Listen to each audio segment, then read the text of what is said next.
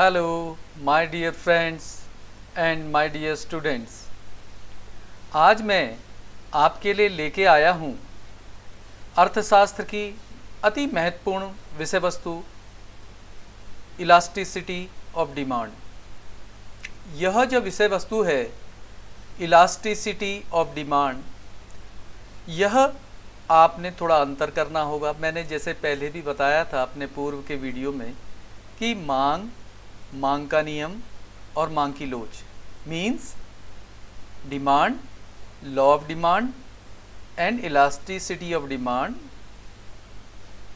Has different aspect. इनके अर्थ अलग अलग हैं और इनके विषय उपविषय भी कुछ हटके होते हैं, लेकिन अंतर थोड़ा ही है, आपस में एक दूसरे से संबंधित हैं। जहां अभी तक हमने देखा कि मांग का नियम तो बस यह बताता है कि कीमत में परिवर्तन से मांग में परिवर्तन हो जाता है, तो हम क्या लिखते हैं हर समय, मैंने पूर्व के वीडियो में बताया, पहले कीमत ही इस्तेमाल होगी। पहले हम शब्द बोलेंगे कीमत, कीमत बदलेगी, उसके तत्पश्चात उसकी मांग, वस्तु की मांग बदलेगी। जिसकी कीमत में परिवर्तन हुआ है उसकी मांग तब बदलेगी। तो हम परिभाषा में मांग के नियम में भी यही कहते थे कि कीमत के बदलाव से उसमें मांग के नियम में परिवर्तन आ जाता है। लेकिन अब जो ये है इलास्टिसिटी ऑफ डिमांड, इसकी हमने परिभाषा तो दे दी। अब क्या इसमें अंतर क्या है मांग के नियम से? इसमें अंतर ये है कि कीमत और वस्तु की मांग में संबंध तो दिखाएंगे, लेकिन हम ये भी बताने की कोशिश करेंगे कितने अंश तक, यानी कि अगर हम उसको ज्ञात करेंगे कि कितना फ़र्क पड़ता है एक कीमत से वास्तव में, कि अगर थोड़ा परिवर्तन हुआ तो कितनी मांग बदल जाएगी। तो इनको तो हम 5 कैटेगरी में बांट देते हैं या 3 कैटेगरी में बांट देते हैं कि मांग की लोच कितनी है। हम इसमें गणित भी लगाते हैं, मैथमेटिकल ऑपरेशन करके इसको ज्ञात करने की कोशिश भी करते हैं। तो इसमें सबसे महत्वपूर्ण विषय, अगर हम इलास्टिसिटी ऑफ डिमांड की परिभाषा देना चाहें तो हमको क्या करना पड़ेगा, 3 चीज़ें याद कर लेते हैं। सबसे पहली the degree of responsiveness means अंशों की माप, दूसरी कीमत, तीसरी वस्तु की मांग। बस ये चीज़ें हमने याद रखनी है और ये मांग की लोच का विषय हमको आसानी से समझ में आ जाएगा।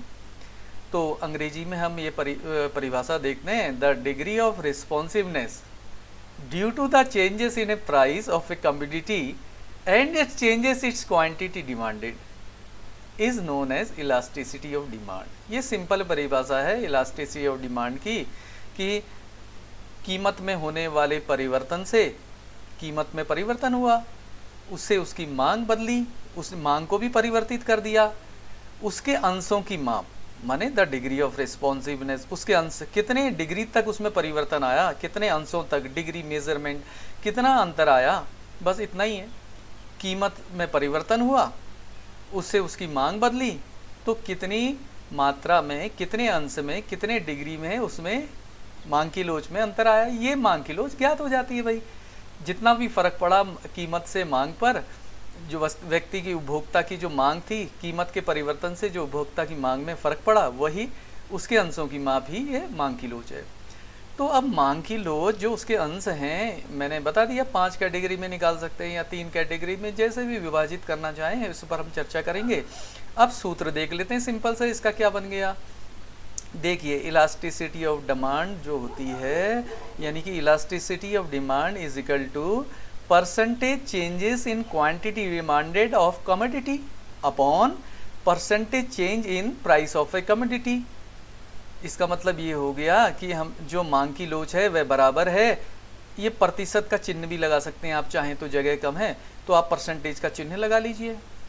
तो जो प्रतिशत परिवर्तन आता है मांग मात्रा में, मांग मात्रा यानी कि डेल्टा क्यू ऊपर आएगा, और percentage change in price of a commodity, और प्रतिशत परिवर्तन क्या हुआ कीमत में, वस्तु की कीमत में, कीमत वाला जो डेल्टा पी है वो नीचे आएगा। तो इस तरह से हमने एक साधारण अर्थ समझने की कोशिश की। अब हम देखते हैं कि मांग की लोच में हम लगभग सीबीएसई के और जो महत्वपूर्ण किसी भी प्रतियोगिता में प्रश्न पूछे जाते हैं तो उसके लिए इनमें से कुछ क्वेश्चन आ जाते हैं। तो इसको हम समझते हुए चलते हैं। देखिए, अब ये मांग की लोच जो है ये इसके 3 विभाजन कर दिए। इलास्टिसिटी ऑफ डिमांड के 3 भाग कर दिए, प्राइस इलास्टिसिटी, इनकम इलास्टिसिटी और क्रॉस इलास्टिसिटी। देखिए, हम ज़्यादा चर्चा तो प्राइस इलास्टिसिटी के बारे में ही करेंगे।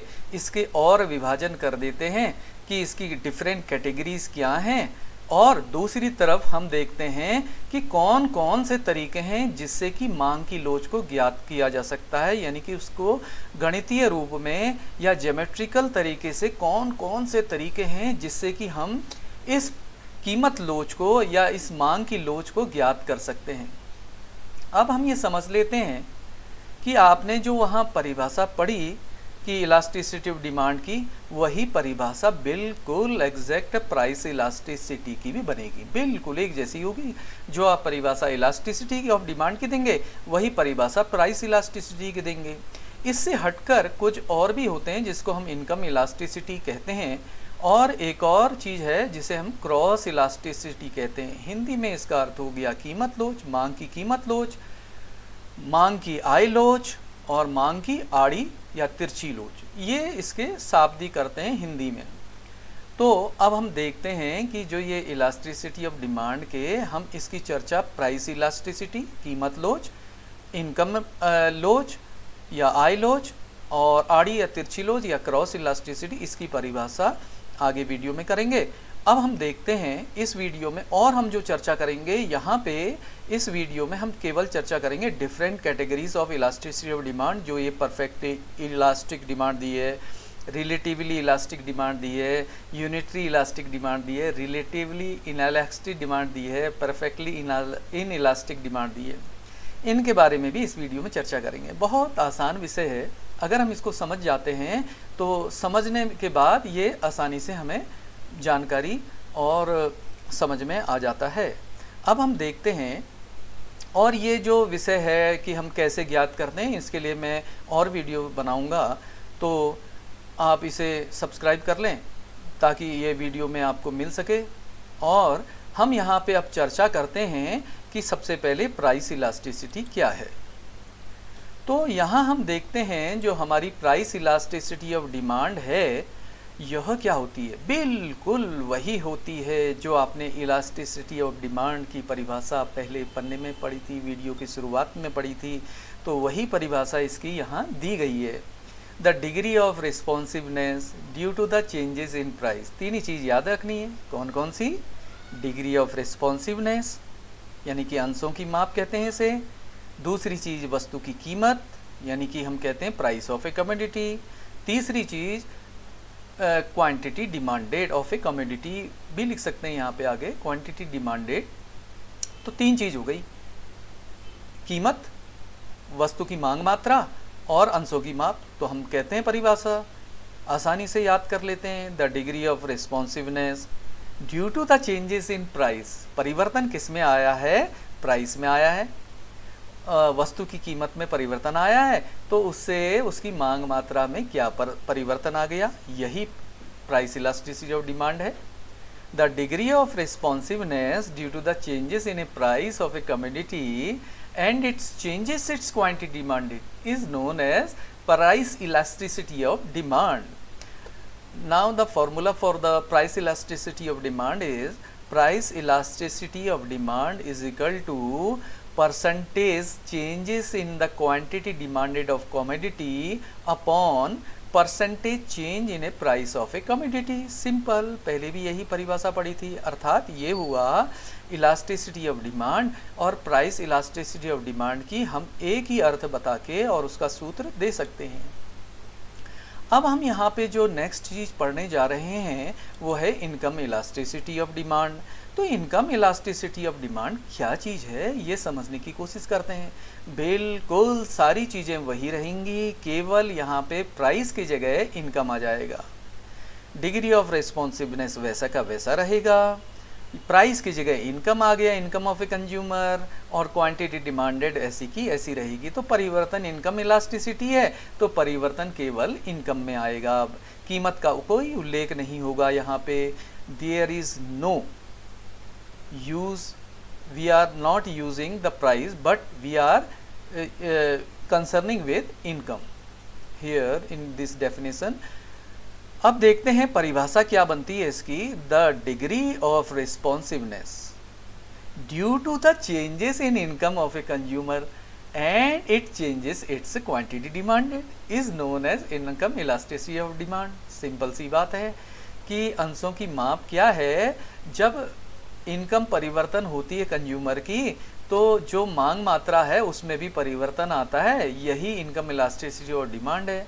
अब देखिए यहाँ प्राइस इलास्टिसिटी या इलास्टिसिटी ऑफ डिमांड की जगह इनकम इलास्टिसिटी ऑफ डिमांड लिख दिया, is equal to percentage change in quantity demanded of commodity upon percentage change in income of a consumer. Simple. तो ये हमारी दूसरी परिभाषा भी हो गई।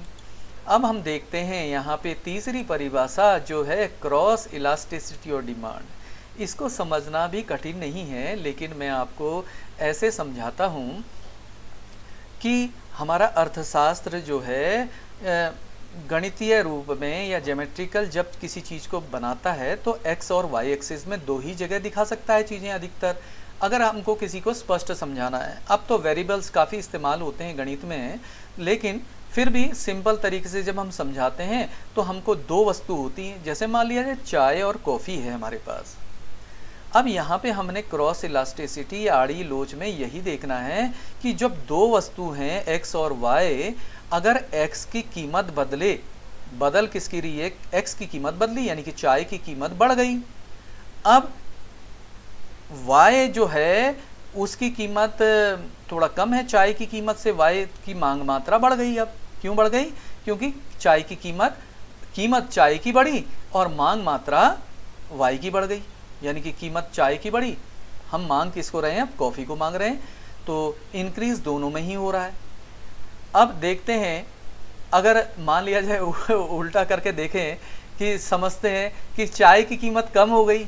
अब चाय की कीमत कम हो गई तो यहाँ तो कीमत कम हो गई, तो अब कॉफ़ी की मांग मात्रा भी क्या हो जाएगी, कम हो जाएगी, क्योंकि अब कीमत कम हुई है चाय की तो हम चाय की मांग ज़्यादा करेंगे, तो कॉफ़ी नहीं, कॉफ़ी की भी कम हो जाएगी।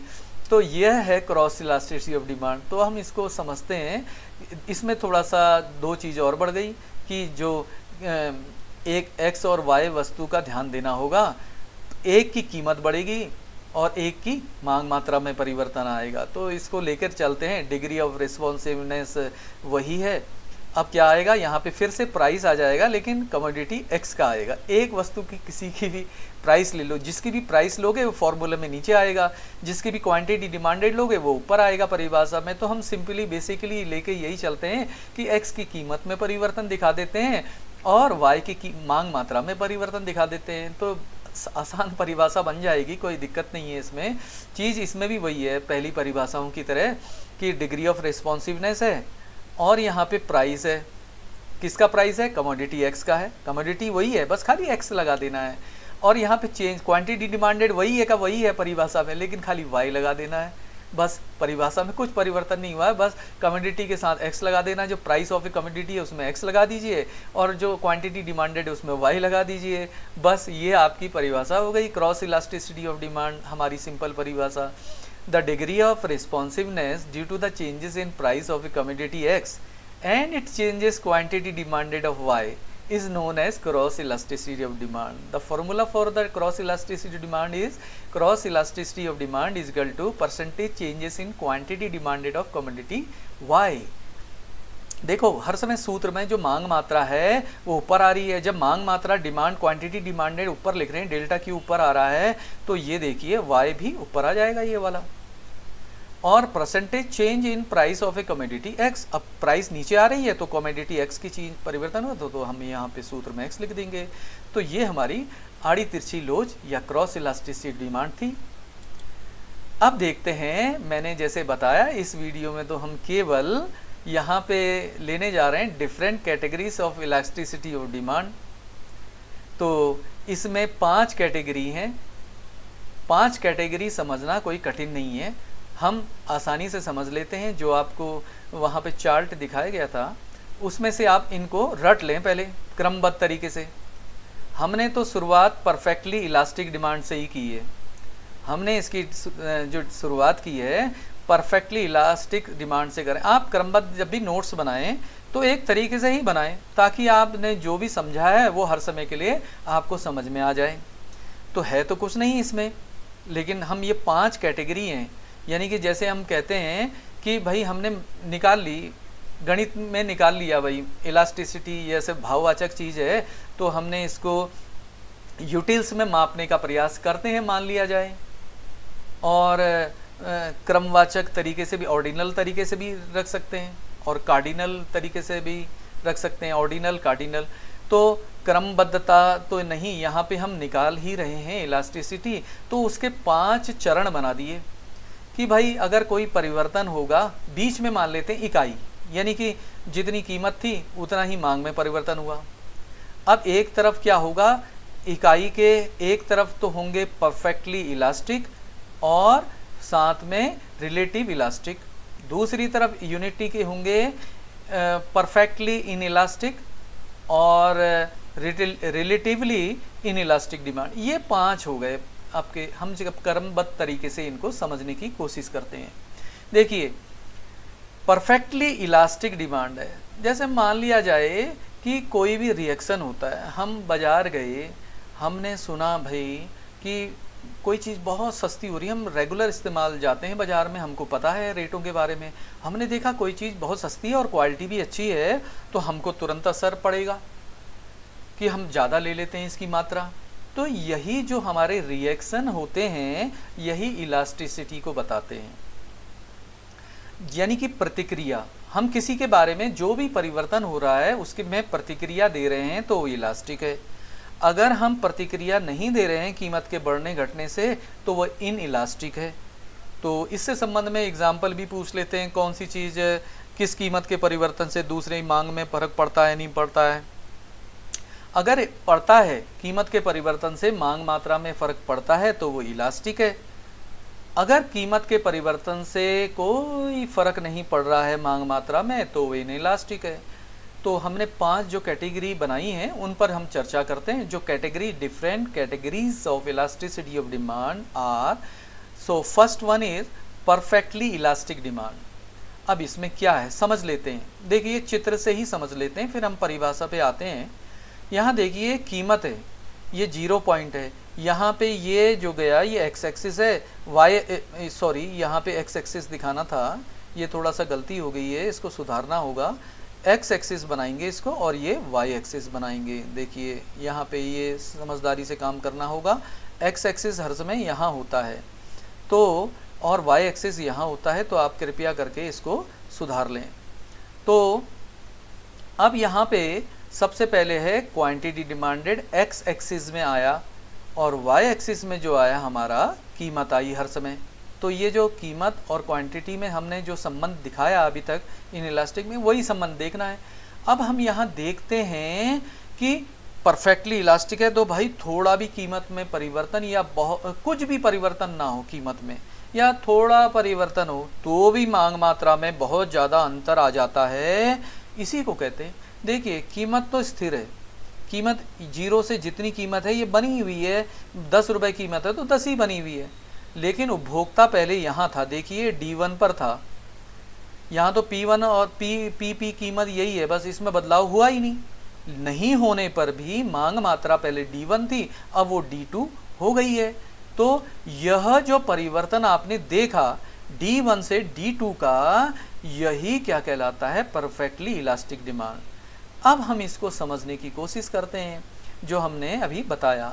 When there is no changes in price or negligible changes in a price of a commodity, but the quantity demanded changes extremely, then this is known as relatively, not relatively, actually it is a perfectly elastic demand. So you must correct it and write here the perfectly elastic demand. So write it here, perfectly elastic demand. Now the second one is relatively elastic demand. अब यह भी elastic demand है, लेकिन क्या है, relatively है। तुलनात्मक रूप से परिवर्तन आया, ज़्यादा परिवर्तन उसकी तरह नहीं कि कीमत बदली नहीं तो भी परिवर्तन, यहाँ थोड़ा कीमत बदलेगी, लेकिन कीमत की बदलाव की बजाय मांग मात्रा में परिवर्तन ज़्यादा होगा। देखिए यहाँ पे इलास्टिक है तो परिवर्तन तो होगा, थोड़ी कीमत बदलने पर मांग मात्रा में तुलनात्मक रूप से ज़्यादा अंतर आ गया, इसीलिए रिलेटिवली कह रहे हैं। परिवर्तन दोनों में आ रहा है, लेकिन इलास्टिक होने पर मांग मात्रा में ज़्यादा परिवर्तन और कीमत में थोड़ा परिवर्तन। देखिए P1 P2 ये वाली में लाइन में अंतर देखिए, थोड़ा ही है ना। और यहाँ पे देखिए, ये यहाँ पे भी गलत लिखा हुआ, देखिए x एक्सिस और y एक्सिस है, इसमें सुधार करना आवश्यक है। देखिए अब देखो यहाँ पे क्या हो जाता है कि ये P1 P2 है, यहाँ पे थोड़ा ही अंतर आया है, और जबकि D1 से D2 तक ज़्यादा अंतर दिख रहा है। तो यह क्या है, रिलेटिवली इलास्टिक डिमांड है। तो इसको हम अब समझने की कोशिश करते हैं परिभाषा में, ये हमारे लिए आसान हो गई है। When there is less change in price of a commodity in proportion to its quantity demanded, then this is known as relatively elastic demand। तो भाई ये तो आपको दिमाग में बैठाना ही पड़ेगा, कभी भी परिभाषा में या अर्थ बताने में, चाहे वो डिमांड से संबंधित हो, लॉ ऑफ डिमांड हो, law of elasticity of demand हो, सप्लाई, लॉ ऑफ सप्लाई या और इलास्टिसिटी ऑफ सप्लाई, सब जगह आपने प्राइस का इस्तेमाल पहले करना है और क्वांटिटी डिमांडेड को उसके बाद इस्तेमाल करना है, तो अपने आप परिभाषा बन जाएगी। तो अब हमने यहाँ पे देखा कि वास्तव में कि यहाँ पे कीमत में तो थोड़ा परिवर्तन है, लेकिन ये देखिए यहाँ पे ज़्यादा परिवर्तन आया एक्स एक्सिस की जो क्वांटिटी डिमांडेड है इसमें। तो अब हम समझते हैं यूनिटरी इलास्टिक। यूनिट माने इकाई। आप जितना परिवर्तन कीमत में करेंगे, ठीक उतना ही परिवर्तन जब मांग की मात्रा में होगा। जितना कीमत बदली 10 से 20 से 10 हुई और यहाँ पे ये 10 से 20 हो जाएगी, बस इतना बराबर मात्रा में अंतर आता है। तो यही इकाई लोचदार मांग है। ये भी लोचदार है, कीमत से फर्क तो पड़ रहा है, लेकिन उतना ही पड़ रहा है जितनी कीमत बदल रही है। तो आसान परिभाषा है, देखिए देखते हैं। When there is a change in price of a commodity is in the same proportion to its quantity demanded, then this is known as unitary elastic demand। देखिए अब वही सिंपल सी परिभाषा हो गई। आपने पहले कीमत का उल्लेख किया, फिर मांग मात्रा का उल्लेख किया। तो जब कीमत में परिवर्तन आता है कमोडिटी के, उसी सेम प्रोपोर्शन में मांग मात्रा भी परिवर्तित हो जाती है, और यही इकाई लोचदार मांग है। इसको चित्र के द्वारा समझाया है। यहाँ फिर आप संशोधन कर लीजिए, ये एक्स एक्सिस यहाँ दिखा दीजिए, वाई एक्सिस यहाँ दिखा दीजिए, और वाई एक्सिस में हर समय प्राइस है और एक्स एक्सिस में हर समय क्वांटिटी डिमांडेड है। ये तो सिंपल सा हमको करना ही पड़ेगा चेंज, और इसको आप ऐसे दिखाएंगे। अब देखिए P1 से P2 हुई, ये भी बराबर है, और ये D1 से D2 हो गई। अब हम पढ़ते हैं, ये तो परिवर्तन आपने देख ही लिया कि P1 से P2 जितना हुआ था उतने के ही बराबर ये परिवर्तन है। अब हम पढ़ते हैं चौथी रिलेटिवली। ये देखो यहाँ थर्ड पॉइंट लिखा है, ये फोर्थ में पहुँच गए हम। अब हम चले गए यूनिट के आगे। 2 यूनिट के बोलते हैं ना, आधे मेरे दाएं जाओ, आधे मेरे बाएं आओ, आगे जाओ, आधे पीछे जाओ। तो भाई ऐसे ही 2 हैं। तीतर के आगे 2 तीतर, तीतर के आगे तीतर, पीछे 2 तीतर, बताओ कितने तीतर। तो देखिए ये रिलेटिवली इलास्टिक आ गई। अब यूनिटरी के दो ऊपर हमने इलास्टिक वाले पढ़ लिए, अब इनएलास्टिक वाले पढ़ेंगे।